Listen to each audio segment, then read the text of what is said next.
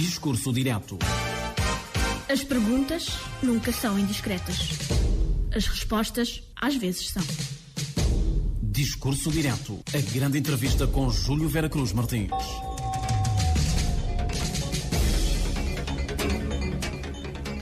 Gratos pela preferência que nos dá, a nossa convidada é a Ministra da Modernização do Estado e Administração Pública, Edna Oliveira, mais uma vez sobre a PCFR, a transição de PCCS para PCFR. Há debates intensos e reivindicações, sobretudo do pessoal de saúde, dos profissionais de saúde, mas também dos professores.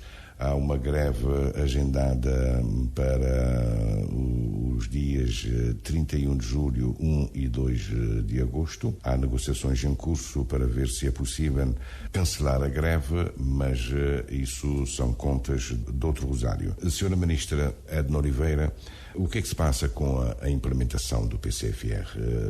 Os cabo-verdianos não entendem, franjas de cabo-verdianos não entendem. Antes de mais, temos que perceber o que é que está na base do PCFR, comparativamente com o PCCS. O nome abreviado é o Plano de Cargos, Carreiras e Salários. E agora o paradigma muda? O PCFR, sim, é o Plano de Carreiras, Funções e Remunerações. Qual é que é a diferença entre o PCCS e o PCFR? Enquanto que no PCCS o conceito central e que estava na base da estruturação das carreiras era o cargo, no PCFR o que está na base da estruturação das carreiras é a função. E porquê que se introduziu esta diferença? Porquê? Porque quando as carreiras estão organizadas com base no conceito de cargo, não conseguimos diferenciar o trabalho que cada um faz. Porquê? Independentemente do conteúdo funcional de cada profissional, basta que eles estejam integrados no mesmo cargo, estarão a receber a mesma remuneração. No PCFR, como o conceito central é a função permite, através de um procedimento de descrição de funções, conseguir saber qual é que é o trabalho específico de cada profissional. E com isso poderemos estar a determinar a remuneração justa dependendo do conteúdo funcional de cada um. Quero crer que já há entendimento suficiente sobre esta matéria. O que está a chocar os sindicatos e a administração pública, as administrações, é que primeiro se pretende que todos os problemas das progressões, promoções em sede do PCCS sejam resolvidos para depois se falar na implementação do PCFR. Bom, isso é uma expectativa que os trabalhadores têm, que eu considero que até é legítima, porque normalmente o Estado deve criar condições para realizar concursos, porque até 2024 a promoção na carreira dependia da realização de concurso. Se o Estado abrir os concursos, o funcionário que preenchesse os requisitos poderia participar, se não abrir, ainda que tivesse preenchido todos os requisitos, não teria essa possibilidade. O que é que nós verificamos? É que houve um congelamento das promoções ao nível da administração pública a partir de 2005. Se verificarmos as leis do orçamento... Era um artigo permanente. Sim, determinou-se o congelamento. Então, as carreiras, os profissionais não desenvolveram nas carreiras. O atual governo, o que é que tem estado a fazer é, ao nível da revisão das carreiras, tem introduzido normas para a regularização das pendências de promoção. Normalmente, tratando-se de reconhecimento de promoções de forma automática, por via de uma disposição transitória que normalmente consta nas propostas, o que tem acontecido é que se estabelece um espaço temporal para o reconhecimento dessas promoções. E o espaço temporal que tem sido estabelecido é todo aquele que tenha de 5 até 10 anos de serviço efetivo teria direito a uma promoção, todo aquele que tem o tempo superior a 10 até 15 anos teria direito a 2 promoções e os que tiverem um tempo de serviço superior a 15 anos teriam direito a 3 promoções. E nas carreiras do regime especial isto tem acontecido. Carreira do regime especial refere-se o quê? A professores? a médicos, a enfermeiros? Esta é uma oportunidade para clarificar a diferença entre uma carreira do regime geral e uma carreira do regime especial. Normalmente as pessoas tendem a distinguir uma carreira do regime especial de uma carreira do regime geral pela tabela salarial. Mas não deve ser assim. O que distingue uma carreira do regime geral de uma especial tem a ver com o seguinte: uma carreira geral é uma carreira que existe de forma transversal em todos os órgãos e serviços da administração pública. Por exemplo, um técnico gestor de recursos humanos. Qualquer departamento governamental necessita de um técnico gestor de recursos humanos. Assim como, por exemplo, um contabilista. Os departamentos governamentais podem ter necessidade de um economista, por exemplo. As carreiras do regime especial são aquelas cuja área de atuação estão restringidas a um determinado departamento governamental. Por exemplo, a carreira docente, porque é especial? Porque o único departamento governamental responsável pela área da educação é o Ministério da Educação. Então, a função docente é uma função específica que integra um corpo de profissionais específicos que têm um estatuto próprio. De igual forma, poderíamos falar, por exemplo, da área da saúde.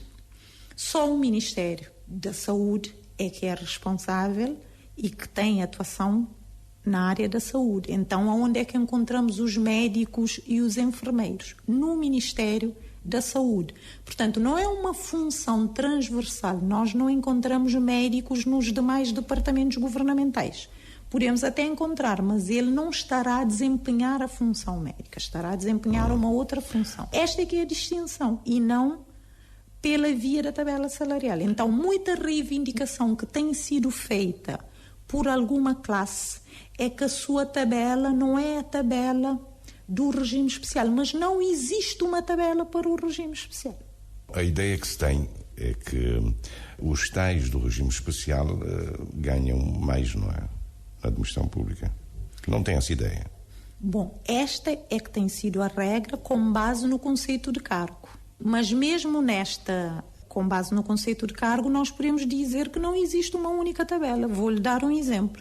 O enfermeiro, no PCCS, é uma carreira especial.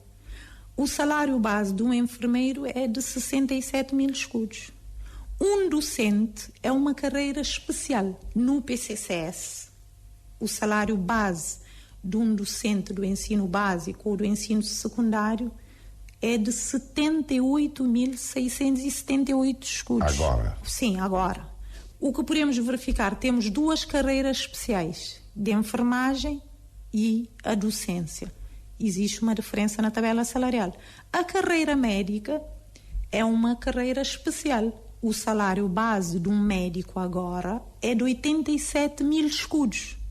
Disse-me há pouco que, em sede das carreiras especiais, a questão das promoções vão-se resolvendo. Mas, no entanto, há reclamações. Os sindicatos dizem que a administração pública não tem estado a cumprir os acordos firmados nessa matéria.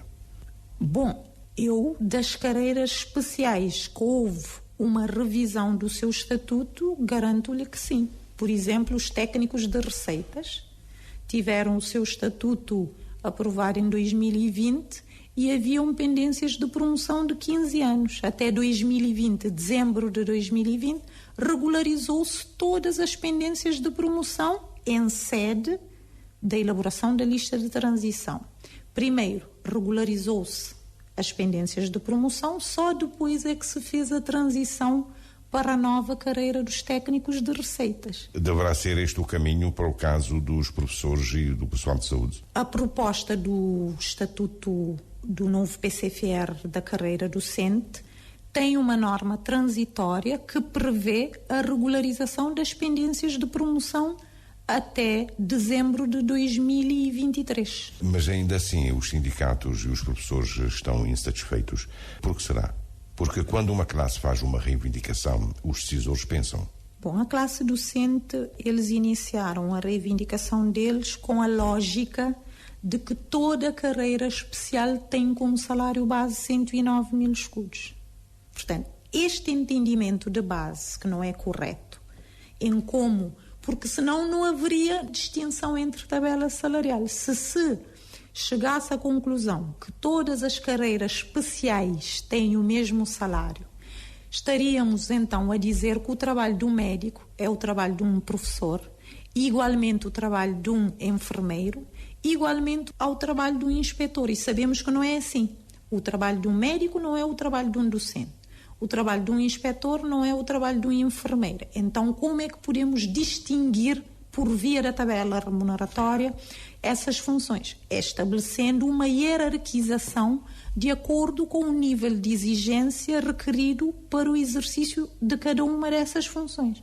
Portanto, não se pode partir do princípio que todo aquele que integra uma carreira do regime especial deve começar com um salário de base de 109 mil escudos. Então, uma das reivindicações da classe docente é esta, partindo desse pressuposto, de que todas as carreiras especiais devem ter um salário base de 109, então eles começaram a reivindicar com base nesse pressuposto. Diz-se que no meio é que está a virtude. Os professores estão a pretender uma determinada base, os médicos e os enfermeiros. Qual é a opção do governo? Já há decisões? A opção do governo é implementar a reforma que desenhou para a administração pública e para a estruturação das carreiras. A mudança de paradigma que se introduziu com a aprovação do novo regime jurídico do emprego público, que entrou em vigor a 23 de março de 2023, é de que existe uma tabela única de remuneração ao nível de toda a administração pública. E por que tivemos essa opção?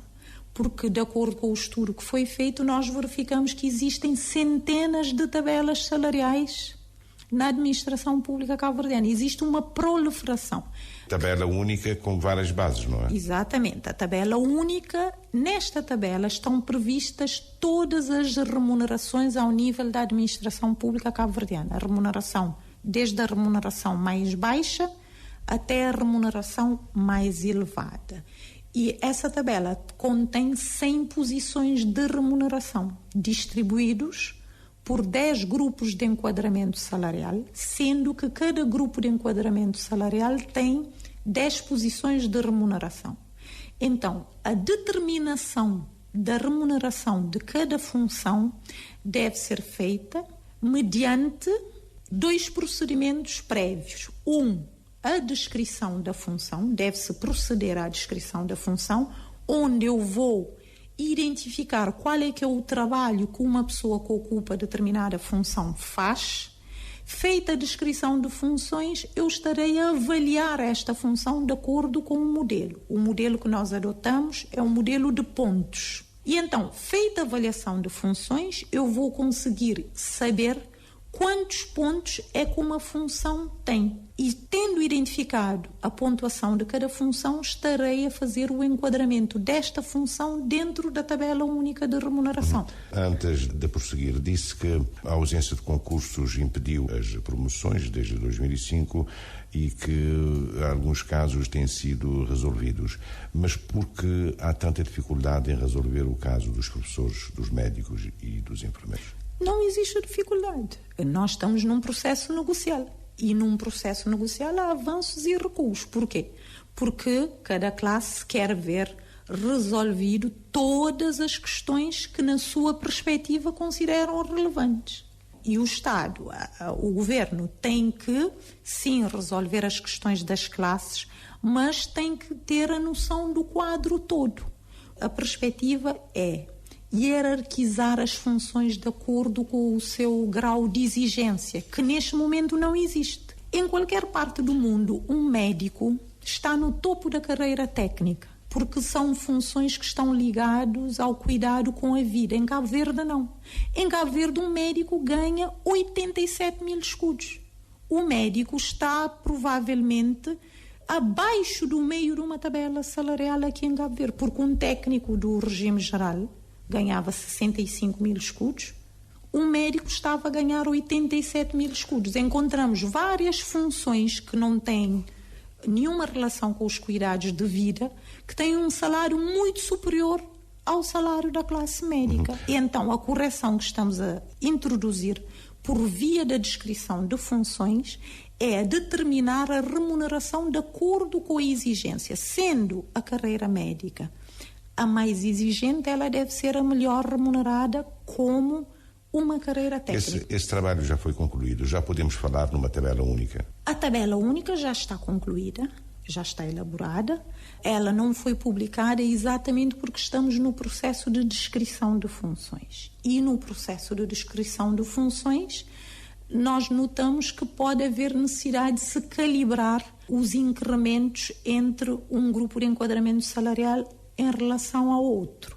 Mas, neste momento, nós já temos a tabela final elaborada. Todas essas profissões que estão a reivindicar já conhecem essa tabela ou está no segredo dos deuses? Ela não tem que estar no segredo, até porque ela vai ser publicada. As propostas que foram partilhadas com as classes já têm uma proposta da tabela, só que ela, na proposta, está designada de tabela transitória. Por quê? Porque, por exemplo, em relação ao PCFR, temos uma tabela transitória que foi publicada em anexo ao PCFR como tabela transitória. Esta tabela tem apenas 8 GEFs, quando a tabela final tem 10.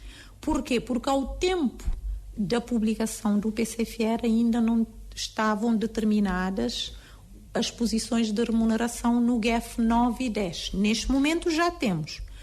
Os médicos conhecem a tabela transitória, os enfermeiros conhecem a tabela, os docentes conhecem a tabela. O que não significa que estejam de acordo. O que eles manifestaram não é não estar de acordo com a tabela. O que eles, pelo menos a classe docente e a classe dos enfermeiros e a classe dos médicos em face à tabela, é não concordarem com as posições de remuneração no grupo de enquadramento salarial. Eles até nem contestaram o grupo de enquadramento salarial.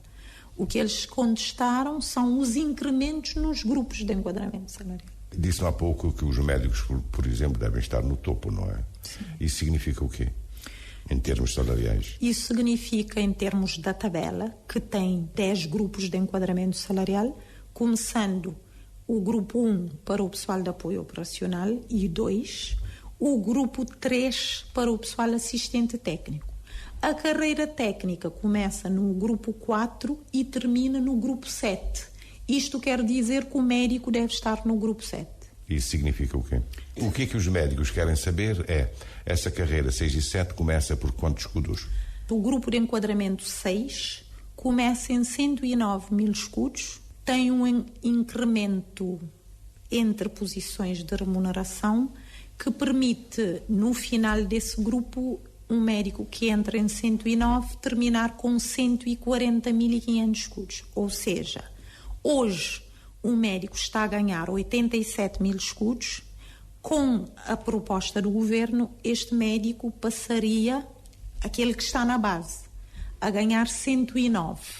Obviamente que, em relação aos médicos, cada um está na sua posição de remuneração, considerando o desenvolvimento profissional que foi tendo ao longo da carreira. Então, se eu digo que a base muda de 87 para 109, significa que para aqueles que têm uma remuneração superior a 87, também o nível de enquadramento será superior a 109. Aí é que entra a transição, não é? Sim, é na transição que vamos fazer corresponder o índice anterior com o novo índice que se está a estabelecer como mínimo para o médico geral. Atenção que agora a carreira médica, de acordo com o PCFR, foram identificadas 2 funções na carreira médica. A função do médico geral e a função do médico especialista. O médico geral estaria enquadrado no GEF 6, como eu disse, com a primeira posição de remuneração em 109, e o médico especialista estaria no GEF 7. Aí também há problemas, porque há médicos que efetivamente são especialistas, mas que vencem como clínicos gerais. Essa questão, pelo conhecimento que eu tenho, já foi ultrapassada. Como sabe, o curso de especialidade não depende do Ministério da Educação. Às vezes há vagas e bolsas, mas normalmente o médico é que financia o seu curso de especialidade. E então, à medida que os médicos vão se ausentando para fazer a especialidade, quando regressam, devem integrar a carreira do médico especialista. Isso, pela lei, deveria ser feito por via de concurso.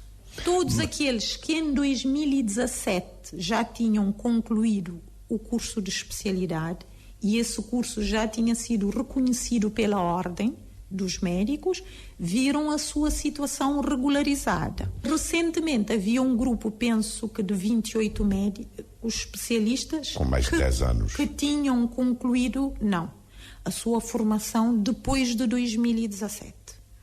Porque os que concluíram até 2017, a sua situação ficou resolvida em 2017. Quando eu digo concluído, é reconhecido, porque eu posso fazer a minha formação no exterior, mas sabemos que a prova de habilitação literária adquirida no exterior é por via do certificado de equivalência. Então, a pessoa, para além de ter o certificado de equivalência, deve ver o curso de especialidade médica reconhecido pela Ordem dos Médicos. Então, o que é que acontece?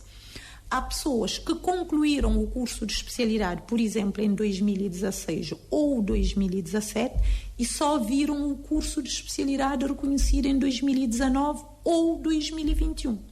Então, em relação a esses, não foi possível fazer a transição em 2017, porque nessa altura não tinham o grau de especialidade reconhecido, mas o Ministério fez publicar uma lista recentemente onde já fez a integração de todos os médicos especialistas. Que ainda assim parece que não dá inteira satisfação, pelas informações que eu tenho. Bom, isso tem a ver com o entendimento do médico especialista. Eu acho que também aqui é uma boa oportunidade para esclarecermos. Os médicos especialistas beneficiaram da transição para a nova carreira médica aprovada em 2017. Depois viram a sua especialidade reconhecida e vieram pedir a transição para a carreira de médicos especialistas. E então, se fizéssemos da forma como é a expectativa dos médicos, esses médicos beneficiariam 2 vezes de normas transitórias no âmbito do mesmo estatuto. E não se pode? Não. As normas transitórias normalmente são normas de vida curta. É para se organizar e regulamentar a transição. Feita a lista de transição publicada, a norma morre. Então, eu não posso, 2 ou 3 anos depois de se ter terminado o processo de transição, porque eu adquiri nova habilitação literária, eu que já tinha beneficiado da norma de transição, vir novamente solicitar uma nova transição. Então, o enquadramento que nós entendemos dar é eliminar a primeira transição, desconsiderar como não tendo sido feita e fazer uma nova transição com um médico É o que vão fazer? especialista. Foi o que foi feito. Só que os médicos entenderam que deveriam ter beneficiado da primeira transição e beneficiado da segunda transição. Mas, assim fazendo, nós poderíamos chegar a uma situação de injustiça comparativamente com os médicos que já tinham concluído a especialidade em 2021. Porque eles beneficiaram da transição uma única vez, aliás, em 2017. Esses que vieram concluir a especialidade depois de 2017 beneficiaram da norma transitória em 2017 e querem beneficiar novamente da norma transitória agora. Por isso é que se anulou a primeira transição e se considerou a transição para a carreira de especialista. Mas ainda há casos de reivindicação. Médicos especialistas que estão a vencer como médicos de clínica geral. O que eu lhe estou a dizer é que eu não tenho conhecimento. Não tem conhecimento. Porque, do meu conhecimento, todos os médicos especialistas que já têm a sua especialidade reconhecida, a situação ficou resolvida com a última publicação que foi feita em boletim oficial. Ainda há dias depois do encontro que o Governo teve com a Ordem dos Médicos, disse-me o bastonário que o Governo, que a expectativa desses médicos e da própria Ordem é que o Governo pudesse, por uma forma legal, resolver o problema com efeitos mesmo retroativos. Repare, o ingresso numa carreira, por lei, deve ser por concurso. Portanto, com efeitos retroativos à data. O problema é que muitas vezes os profissionais querem o reconhecimento do seu direito à data em que concluem o curso. Por exemplo, um médico clínico geral é licenciado em medicina. Depois ele vai fazer o curso de especialidade numa determinada área de especialidade. Suponhamos que ele termina o curso de especialidade em 2020. Por motivos quaisquer, ele só consegue obter o certificado da especialidade em 2022. E ele traz o certificado aqui para Cabo Verde e pede a inscrição na Ordem dos Médicos como médico especialista. O que a lei diz é que a integração na carreira de médico especialista é após o reconhecimento do curso pela Ordem. Então, não se pode atribuir com efeito retroativo. O efeito, no máximo, tem que ser a data do reconhecimento pela Ordem. Havia de casos em que um cidadão começa a estudar, faz a licenciatura e, ato contínuo, faz a especialidade. Havia problemas na integração, não é? Com a nova carreira, naturalmente que isso não vai acontecer, porque havendo duas funções, ele entra logo na função de médico especialista. Não tem que percorrer a atual carreira, ele tinha que percorrer. Entrava como médico geral, depois para vir para médico graduado, depois de concluir a especialidade. Agora, há essa distinção. Há a função do médico geral, que é aquele que não tem um curso de especialidade, e há a função do médico especialista, que é aquele que concluiu um curso de especialidade e está inscrito, e essa especialidade está reconhecida pela Ordem. Na tal tabela geral da administração pública, como é que estão os professores? Disse que os médicos devem estar bem classificados, não é? E os professores que modelam as pessoas do futuro e os próprios médicos? Os médicos que cuidam da vida, de acordo com o modelo, que devem estar no topo, estão na posição 6 e 7. Os docentes... Essa tabela vai até quanto? Vai até 10. Até 10. De 1 a 10. Quem está em 10? São as funções de direção nacional, secretário-geral. São as funções de direção superior. Portanto, a perspectiva da tabela é as funções de dirigente superior, as funções de dirigente intermédio, a seguir as funções técnicas. Dentro das funções técnicas deve haver uma hierarquização, sendo que a função técnica começa em 4 e termina em 7. Significa que podemos ter um técnico em 4, podemos ter um técnico em 5. O docente, por exemplo, está enquadrado no GEF 5. Talvez aí é que reside o problema. De acordo com o modelo de descrição... Onde é que estão? Não, os magistrados não fazem parte da carreira técnica. Eles não são funcionários públicos. E isso é algo que tem que também ser dito. Há muita tendência em se comparar, por exemplo, um docente com um magistrado, um médico com um magistrado. Um magistrado não é um funcionário público. O corpo de magistrados, eles todos são titulares de um órgão de soberania que é o Poder Judiciário. Portanto, eles têm a remuneração deles fixadas à margem da tabela. Mas é desta vez que se vai resolver o problema dos magistrados, a desindexação? Sim, portanto, havia em 2011, houve uma promessa de desindexação que não foi feita, mas agora estamos em crer que já se conseguiu fazer essa desindexação. Há entendimento, mas os polícias fazem parte desta tabela? Sim, os polícias são funcionários públicos. E parece que os polícias têm uma base muito superior à dos médicos, ou não? Não têm, por acaso.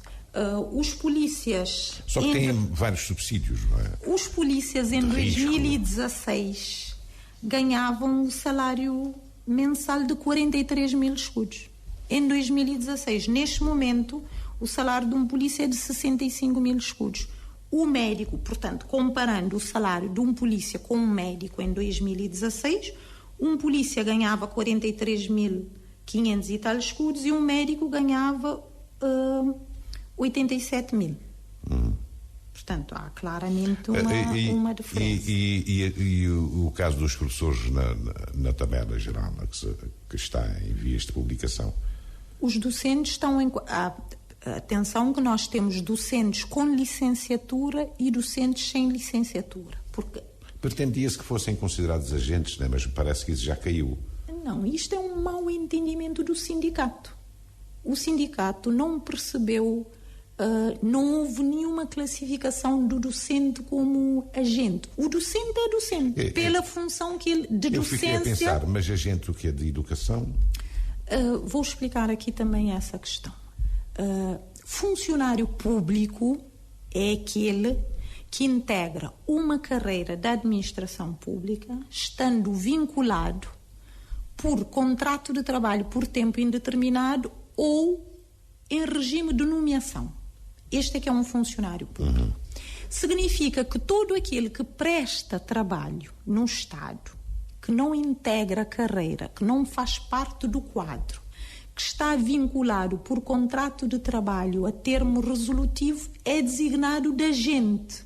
Então, suponhamos que temos um docente nomeado, contratado com um contrato de trabalho por tempo indeterminado. Significa que ele pertence à carreira docente. Esse docente é evacuado por motivo de saúde. Vai-se contratar uma pessoa para substituir esse docente. Então, essa pessoa tem a qualidade de agente, mas ele é docente. Então, aqui é uma questão de entendimento dos conceitos. Quem exerce a docência é docente. Agora, a forma de constituição do vínculo, se ele tiver um vínculo definitivo com a administração pública, ele é considerado funcionário, na função de docente. Se ele tiver um vínculo transitório, é um agente. E isso não é só com o docente, é com o médico, é com todo aquele que tem um contrato de trabalho a termo, que não faz parte do corpo da administração pública, é um agente. Só é funcionário quem está integrado na carreira.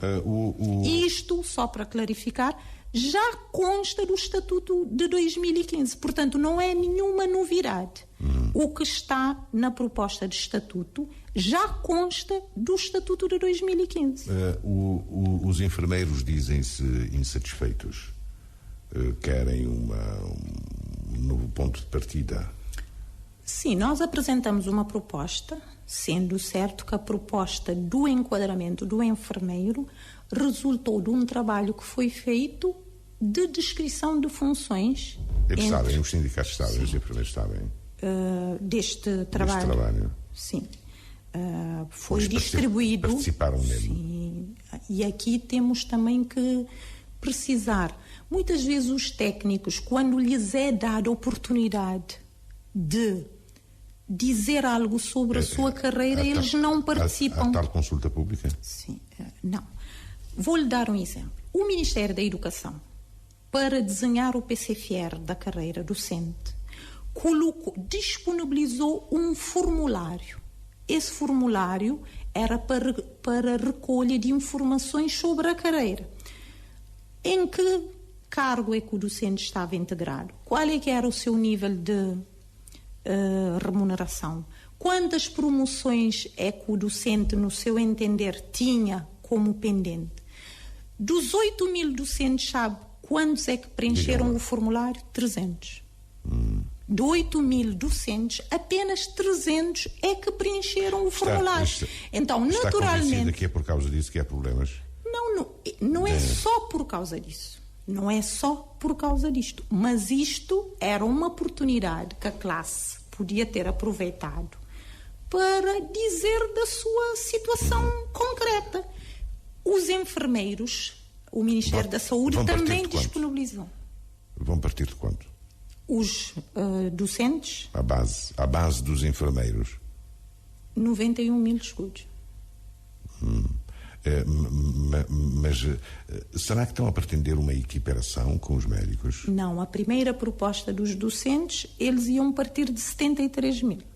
Foi feita uma nova descrição de funções que não teve em conta a carreira, porque a carreira dos enfermeiros integra duas categorias: os enfermeiros gerais e os enfermeiros especialistas. Então, eles estão enquadrados no mesmo GEF que os docentes. Mas querem outra coisa? Não, eles antes estavam no GEF 4. E agora? Agora, com a descrição de funções, ficaram enquadrados no GEF 5. Será que aqui há um problema de comunicação entre os vários serviços do Estado e também a administração pública e as categorias profissionais? Eu não digo que haja um problema de comunicação. Há um problema primeiro de entendimento. Estamos num processo em que se está a implementar um sistema novo.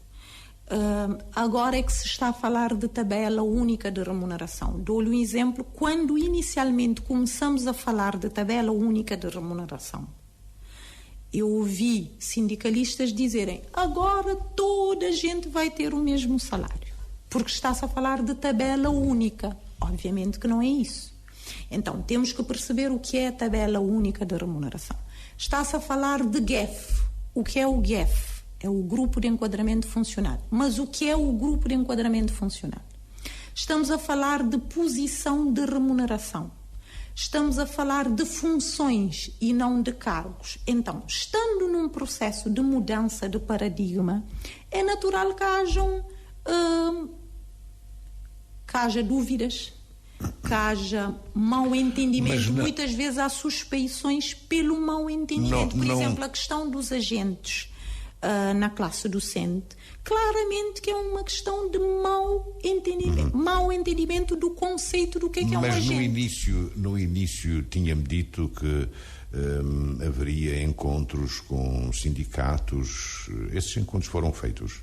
Estamos fazendo. Eu, pessoalmente, com o Sindicato dos Médicos, por exemplo, já participei em 2 encontros. Antes do PCFR, tinha-me dito que haveria encontros com os sindicatos de preparação, de explicação, ou será que temos de inventar um curso de implementação do PCFR? Nós, quando elaboramos o PCFR, primeiro, a versão 0 foi colocada à consulta pública.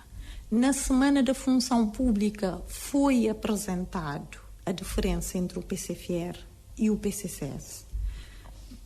Nós já reunimos com representantes sindicais da administração pública aqui na Praia e em São Vicente. Nós estamos disponíveis para prestar todo e qualquer esclarecimento que o sindicato entenda solicitar sobre o PCFR. As categorias profissionais e os sindicatos acompanham, dizem que se os problemas não forem resolvidos em sede do PCFR, os profissionais ficam prejudicados depois se não forem resolvidos os problemas em sede do PCCS, os funcionários ficam prejudicados depois em sede do PCFR. Eu penso que quando querem eles resolver dizem... e depois transitar para outro. Mas eu percebo que quando eles estão a falar disto, estão a falar especificamente do desenvolvimento profissional na carreira anterior. Eu penso que é esta a questão. Porque dizer que outros problemas é que eles poderão ter? A tabela salarial, o desenvolvimento profissional. Penso que são essas duas questões. As regulamentações. Os regulamentos. Sim, os regulamentos. O que temos estado a fazer em relação, por exemplo, em relação ao PCFR, já pela primeira vez foi publicada uma proposta de diploma que dá indicação clara como é que deve ser feita a lista de transição, com as colunas e a totalidade das informações que devem constar da lista de transição. Mas parece que, aliás, não sei se é consigo ou com outro ministro, que houve um reconhecimento que os próprios recursos humanos da administração pública às vezes têm problemas na interpretação e implementação. Por isso que a Direção Nacional da Administração Pública iria capitanear esse processo. Sim, mas nós a primeira coisa que fizemos quando o PCFR foi publicado foi emitir uma diretiva de como é que deve ser elaborada a lista de transição. Mas dizem que essa diretiva não é acompanhada por vários serviços do Estado. Tem essa ideia, essa informação? Não, essa diretiva está publicada no site da ARENAP. Portanto, isto está publicada no site da ARENAP. Foi enviada a todos os DGPOGs pela então Diretora Nacional. Foi partilhada com todos os diretores de recursos humanos de todos os serviços dos departamentos governamentais e foi enviada para o gabinete de todos os ministros. Portanto, vir dizer que não se conhece a diretiva, eu creio que não é essa a questão. Eu não disse que não se conhece a diretiva. O que eu estou a dizer é que não se implementa nos termos desejados pela administração pública central. Não. Obviamente que nós, quando emitimos uma diretiva, nós podemos até tentar adivinhar as questões mais dúbias, mas não conseguimos adivinhar todas. Então, mesmo com a diretiva, existem questionamentos que vão sendo clarificados. Por exemplo, eu dou-lhe um exemplo. Há ministérios que tinham trabalhadores que, quando entraram na administração pública, foram recrutados para ocupar o cargo de apoio operacional. Porque, por exemplo, na altura podiam ter 11º ano. Com o passar do tempo, essas pessoas já estudaram e já concluíram a licenciatura. Então, o que é que nós verificamos em sede de transição para o PCFR? Alguns serviços, ao fazer a lista de transição, apanharam essa pessoa que está enquadrada como apoio operacional e fizeram o enquadramento dessa pessoa como técnico. Mas o PCFR não determina a reclassificação automática. Então, se o PCFR não determina a reclassificação automática... Até mas essas pessoas devem ser já reclassificadas, mas por via de concurso, é o que diz a lei. A lei diz que a reclassificação... Então os concursos devem ser promovidos. Claramente. Porquê? Porque a reclassificação, na verdade, consubstancia o ingresso numa nova carreira. Eu vou deixar de ser apoio operacional e vou ingressar na carreira técnica. Então, a única forma que eu tenho de garantir a igualdade de oportunidade é por via de concurso. E esses concursos vão ser feitos? Há concursos diariamente, são lançados concursos. Basta qualquer cidadão ir ao site da ANAP. Eu tenho visto alguns de verificar no boletim oficial. Sim. Mas não me disse a base dos enfermeiros e dos professores? Eu disse a base dos professores que está. Portanto, os professores vão ficar enquadrados no GEF5. O salário base é 91 mil escudos, ou seja, um professor que hoje ganha 78 mil escudos, um professor licenciado, que hoje ganha 78 mil escudos, com o PCFR vai passar a ganhar 91 mil escudos. E todas as progressões em atraso vão ser resolvidas. A proposta do PCFR da carreira docente é a resolução de pendências de promoção dos últimos 15 anos. Portanto, todo docente que tiver pendências de promoção de 5 até 10 anos terá uma promoção. De 10 até 15 anos terá 2 promoções e superior a 15 terá 3 promoções. Essa tabela geral na administração pública que me disse está na reta final, não é? Quando é que será de conhecimento? Vai ser aprovado em Conselho de Ministros ou basta uma portaria da Ministra? Não. A tabela única de remuneração vai ser aprovada por decreto-lei. Por decreto-lei. Do Conselho de Ministros. E essa tabela única é acompanhada de regulamentos e tudo ou não? Não, a tabela única não é acompanhada de regulamentos. Temos mais 2 decretos que acompanham a tabela para completar o sistema de determinação da remuneração. Como eu lhe disse, a remuneração toda ela está fixada numa tabela única. Como é que eu determino a remuneração? Fazendo 2 coisas, a descrição de funções e a avaliação de funções. Então, nós temos um decreto-lei, que é o decreto-lei que estabelece os procedimentos para a descrição de funções e para a sua avaliação. Portanto, são 3 instrumentos. São 2 decretos-leis, um aprova a tabela única, o outro aprova os procedimentos de descrição e o modelo de avaliação de funções. Vão sair ao mesmo tempo? Sim. Espera, pelo menos o Governo. Sim. Está convencida que o conhecimento da tabela geral pode suavizar as reivindicações dos professores, dos médicos e dos enfermeiros? Eu acho que, primeiro, termos uma tabela salarial, uma tabela única de remuneração, primeiro, acabamos com a dispersão de tabelas. Segundo, ao determinarmos a remuneração com base na descrição e avaliação de funções, sendo ela feita de uma forma objetiva e imparcial, poderemos hierarquizar as funções. De acordo com o modelo, o que deve estar no topo da carreira técnica são as funções relacionadas com os cuidados da vida. Logo a seguir são as funções... Esse topo não está a ganhar mal?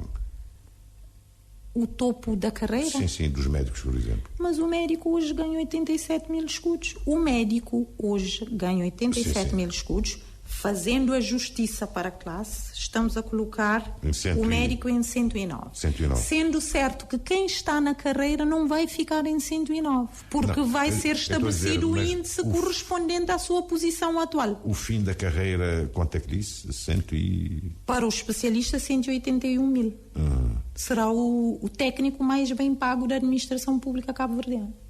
O médico especialista? Sim, porque neste momento a tabela salarial com o salário mais elevado é a dos inspectores de finanças, que tem a volta de 173 mil. Começa em 108 e termina em 173. O médico vai ficar acima do inspetor de finanças, que é 181.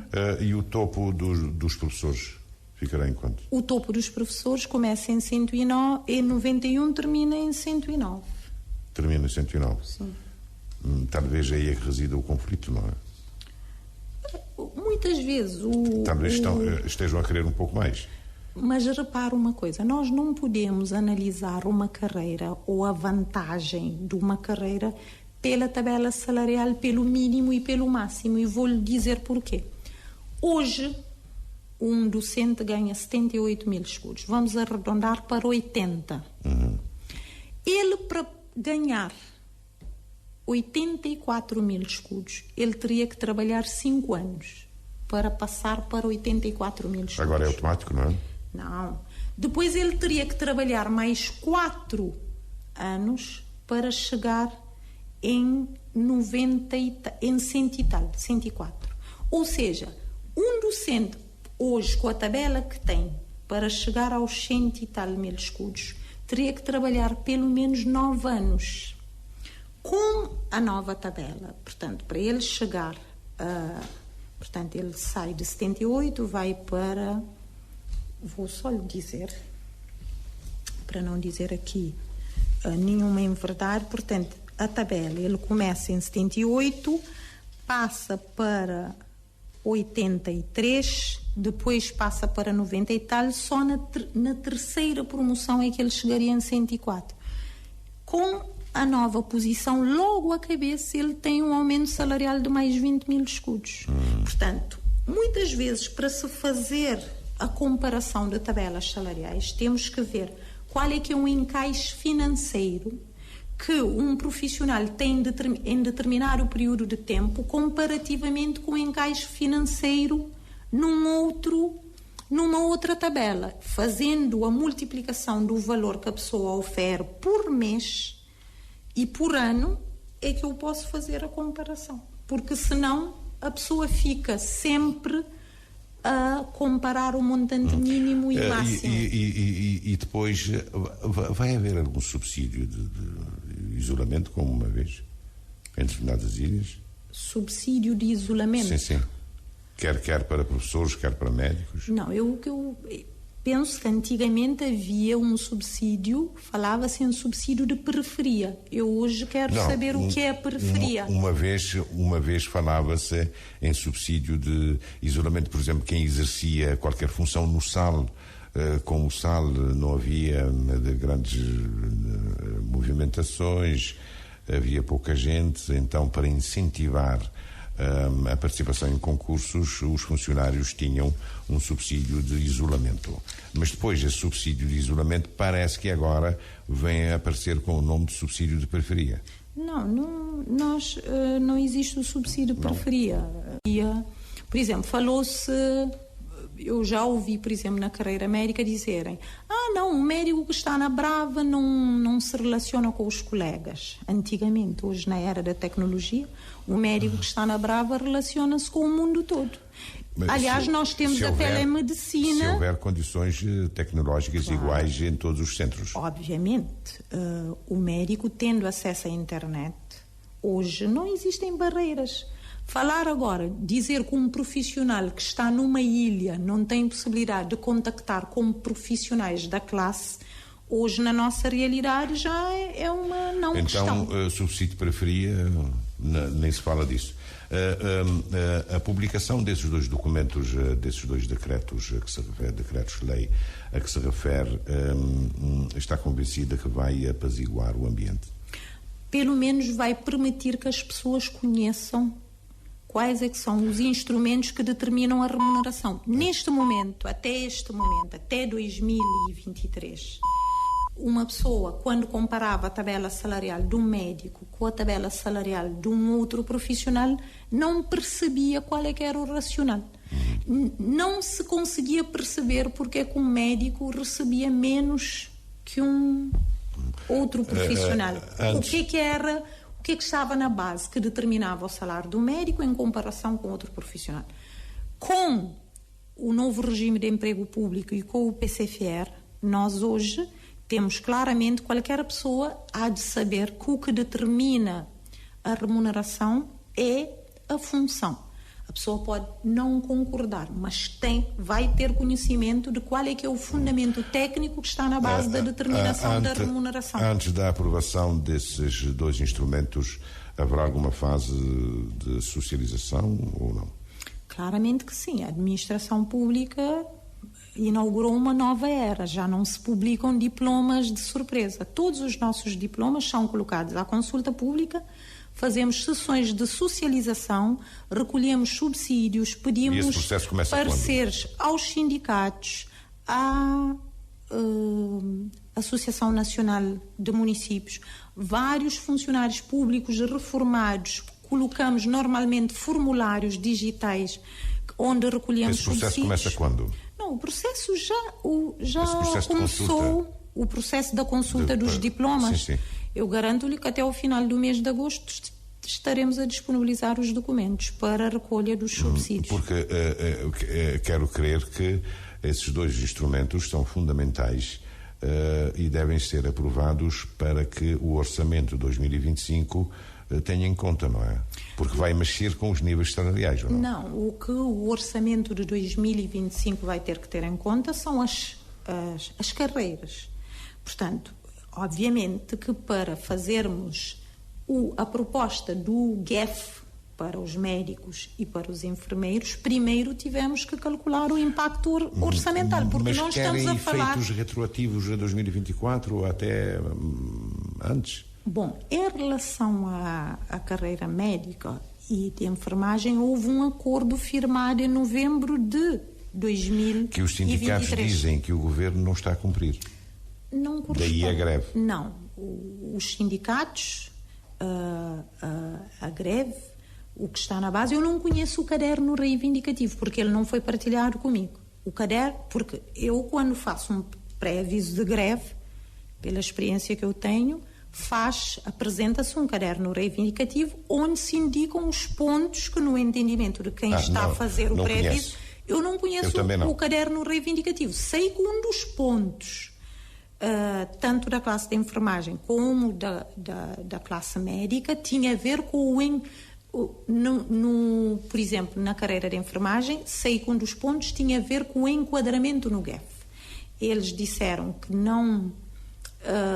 eles não acolheram o enquadramento da carreira de enfermagem no GEF 4 e então consideraram que a tabela proposta não foi ao encontro da expectativa deles, e penso que este é um dos pontos.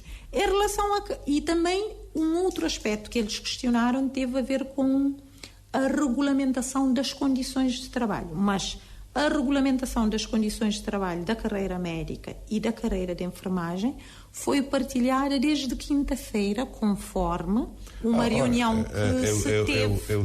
Eu tenho informações que é desde sexta, não é? Foi na quinta. A proposta era até quinta-feira ao meio-dia. Garanto-lhe que foi partilhado na quinta às 15. O secretário nacional do Sindicato Nacional da Administração Pública, Luís Lima, disse-me que esses regulamentos dão satisfação, ele reconheceu, só em metade. Bom, eles já apresentaram a contraproposta. Já apresentaram, deles. já? Pelo menos eu hoje tive conhecimento hoje, de uma contraproposta da carreira médica que nós também já analisamos. Houve aspectos Muitas vezes a reivindicação resulta de um mau entendimento. Quando é explicado o que é que está na base da proposta, as pessoas percebem e acabam por ver... Está convencida que a greve pode ser desconvocada? Bom, nós tudo fizemos para trabalhar e apresentar uma proposta que represente o que é o entendimento do governo, que é valorizar a carreira médica e a carreira de enfermagem, e penso que nós cumprimos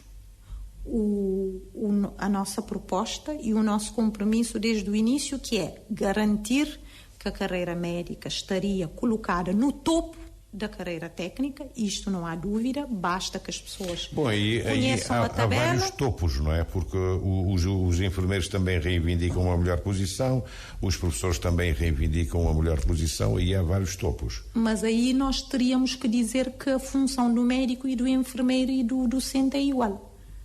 E essa é a questão que eu deixo aqui para os profissionais e para a sociedade. Analisarem se a função do médico, a função de um docente e a função do enfermeiro é igual.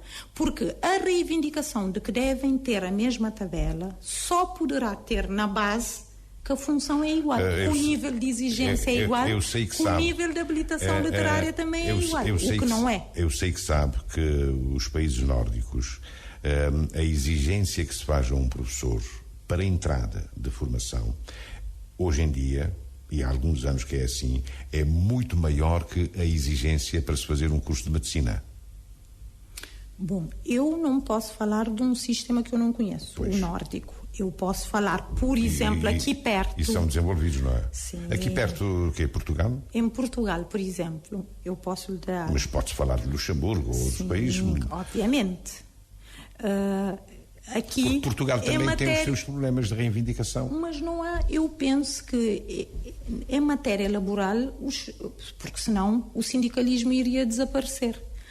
Os trabalhadores querem sempre mais.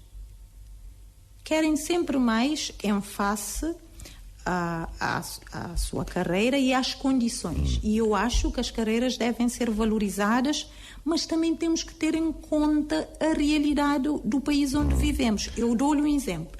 Em Portugal, o salário mínimo são 800 euros. Um enfermeiro em Portugal começa a oferecer uma remuneração de 1.500 euros, ou seja, o dobro do salário mínimo. Aqui o salário mínimo são 19 mil escudos. Estamos a oferecer uma tabela salarial de 91 mil escudos. Não. Então, às vezes... Não, mas essa relação... O que é que está mal é o salário mínimo, não é? De acordo com a nossa realidade. Nós temos de concluir, como se diz na Assembleia, mas eu queria telegraficamente que me dissesse o seguinte: a aplicação do PCFR em todo o tecido empresarial público é obrigatório ou depende das boas vontades das administrações? Não. O que o regime jurídico do emprego público estabelece o âmbito de aplicação do regime jurídico. Ele é aplicável à administração pública central direta e indireta, é aplicável aos institutos, às autarquias locais, portanto, sim. Quando digo, portanto, administração pública central, todos os órgãos e serviços dos diferentes departamentos governamentais. Administração pública indireta, institutos e os fundos. Depois temos as autarquias locais, que são os municípios, e temos os órgãos e serviços que não têm um regime próprio. Então, no caso, o regime jurídico de emprego público não é aplicável às empresas públicas. Portanto, daí a pergunta que me faz: é obrigatório a adoção do PCFR nas empresas públicas? Por lei não é obrigatório. Mas o que é que vai dizer a seguir? Não é obrigatório. A seguir vai dizer-me que é aconselhável? O que eu recomendo é que eu considero que é a melhor prática, é que as carreiras estejam estruturadas com base na função. Então está aconselhado. Estando estruturado com base na função, nós conseguimos distinguir o trabalho de cada um e remunerar cada um de acordo com o trabalho que faz. É o caminho que deve ser seguido em Cabo Verde, mesmo para os privados? Eu recomendaria que as carreiras tivessem estruturadas com base na função, e sendo o PCFR um diploma que estrutura a carreira com base na função, eu acho que é um instrumento que é recomendável que seja adotado. Agradecimentos, mas antes de terminar, diga-me o seguinte, porque é que o Estado ainda não fez a nomeação da estrutura tripartidária para determinar os serviços mínimos? Serviços mínimos... Em caso de greve? Não. Normalmente, nós, o que tem sido a prática, havendo um pré-aviso de greve, não é? A Direção-Geral de Trabalho, como entidade mediadora, marca o encontro para tentar chegar ao entendimentos. acordo. Não chegando ao entendimento, avança-se para uma negociação dos serviços mínimos. Mas porque o Estado diz uma coisa, os sindicatos dizem outra coisa, e há um entendimento do próprio Estado a dizer que deve haver uma comissão tripartida para estabelecer os serviços mínimos. Bom, isto confesso que é matéria que está na alçada do emprego e... Pois. Agradecimentos, Sra. Ministra da Modernização do Estado e da Administração Pública, Edna Oliveira. Nós ficamos a aguardar pela tabela única de remuneração da Administração Pública. Agradecimentos, Discurso Direto regressa na próxima segunda-feira. Muito obrigada pelo convite. Discurso Direto. As perguntas nunca são indiscretas. As respostas, às vezes, são. Discurso Direto. A grande entrevista com Júlio Vera Cruz Martins.